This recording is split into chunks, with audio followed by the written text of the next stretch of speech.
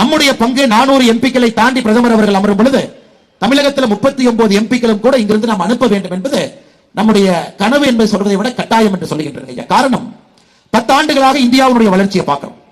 இன்னைக்கு 33 மாதங்களாக தமிழகத்தினுடைய வளர்ச்சியை பார்க்கிறோம். இரண்டும் பார்க்கிறோம். இந்தியாவுடைய வளர்ச்சி என்பது மக்களுடைய வளர்ச்சி, தமிழகத்தினுடைய வளர்ச்சி என்பது கோபாலபுரத்தினுடைய வளர்ச்சி. ரெண்டு தாங்க வித்தியாசம். ஒரே ஒரு குடும்பம் தன்னை வளர்த்திக் கொள்வதற்காக மகனும் மருமகனும் முதலமைச்சரும் நன்றாக இருக்க வேண்டும் என்பதற்காக ஆட்சி நடத்தலாம்.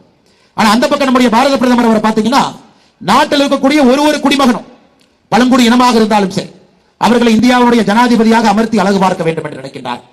எங்கே இருந்தாலும் கூட அவர்களுக்கான திட்டம் அவர்களை நோக்கி செல்ல வேண்டும். லஞ்ச லாவண்ய ஊழல் இல்லாம எல்லா திட்டமும் எல்லா மக்களுக்கும் சென்று சேர வேண்டும் என்று நினைக்கக்கூடிய பிரதமர் ஒரு பக்கம். பிரதமர் அவர்கள் பெரிய கனவு வச்சிருக்காருங்க ஐயா. கடந்த 2 நாட்களாக பிரதமரோடு டெல்லியில நம்முடைய பாரதிய ஜனதா கட்சியினுடைய செயற்குழு கூட்டத்தில் இருப்பதற்கு ஒரு வாய்ப்பு. பிரதமர் தொடர்ந்து தன்னுடைய கனவை வெளிப்படுத்திக் கொண்டிருக்கின்றார். அடுத்த 5 ஆண்டு எவ்வளவு முக்கியமான ஆண்டுகள் என்று பிரதமர் நினைக்கின்றார். இந்தியா நம்முடைய சமகாலத்தில் ஒரு வளர்ச்சி அடைந்த நாடாக நாம் பார்க்க வேண்டும். ஒரு வளர்ச்சி அடைந்த நாட்டில் இருக்கக்கூடிய எல்லாம் நம்ம நாட்டில் இருக்கணும். நம்முடைய நாட்டில் ஏழை தாய் இருக்கக்கூடாது. நடுத்தரத்திற்கு மேலே எல்லாத்தையும் கொண்டு வரணும். பொருளாதாரத்தினுடைய வளர்ச்சி அதிகப்படுத்துவது மூலமாக கடைக்கோடியில் இருக்கக்கூடிய மனிதனுக்கும் அந்த பொருளாதார வளர்ச்சி சென்று சேர வேண்டும் என்று நினைக்கின்றார். அதற்கு அடுத்த 5 ஆண்டுகள் என்பது அஸ்திவாரமாக இருக்குங்க. கடந்த 10 ஆண்டுகள்ல மோசமாக இருந்த ஒரு இந்திய நாட்டை காங்கிரசினுடைய கையிலிருந்து திருப்பி வளர்ச்சி பாதையிலே கொண்டு வந்திருக்கின்றோம். 2014 11வது பெரிய பொருளாதார நாடாக இருந்த இந்தியா இன்னைக்கு 5வது பெரிய பொருளாதார நாடாக உயர்ந்திருக்கிறோம். சாதாரணமா உயரலைங்க ஐயா. கடுமையான உழைப்பு, நேர்மையான ஒரு ஆட்சி, தொலைநோக்கு பார்வை இருக்கக்கூடிய திட்டங்கள், இதன் மூலமாக இன்னைக்கு இந்தியா வளர்ச்சி பாதையில் இருக்கிறோம். 5வது இடத்துல இன்னைக்கு பிரதமர் அவர்கள் ஒரு வார்த்தையை பயன்படுத்தினார், மோடி கேரண்டி. மோடி அவர்கள் சொன்னால் செய்வார். மோடி அவங்க சொல்லிட்டாங்கன்னா திமுக மாதிரிங்கம்மா 511 தேர்தல் வாக்குறுதி கொடுத்துட்டு இன்னைக்கு நாளைக்கு சொல்ற கட்சி இல்லைங்கம்மா. 2019 தேர்தலில் 295 வாக்குறுதி கொடுத்திருந்தோம். 295 வாக்குறுதியும் செயல்படுத்தினோம். 295 செயல்படுத்தியாச்சு. அதனால்தான் தொடர்ந்து நான் திராவிட முன்னேற்ற கழகத்தை கேட்டுக் கொண்டிருக்கின்றேன். 295 வாக்குறுதியை ஒரு வாக்குறுதி செயல்படுத்தவில்லை என்று மக்கள் மன்றத்தில் நீங்க வைங்க.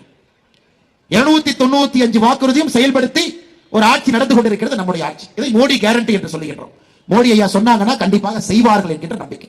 இன்னைக்கு மோடி ஐயா சொல்றாங்க 2024 3வது முறையாக மோடி அவர்களை ஆட்சியிலே நீங்கள் அமர்த்தும் பொழுது 2028 முடியும் பொழுது ஐயா, அதாவது நம்முடைய 3வது ஆட்சி முடிவதற்கு முன்பு உலகத்தினுடைய 3வது பெரிய பொருளாதார நாடாக மாறிடும்.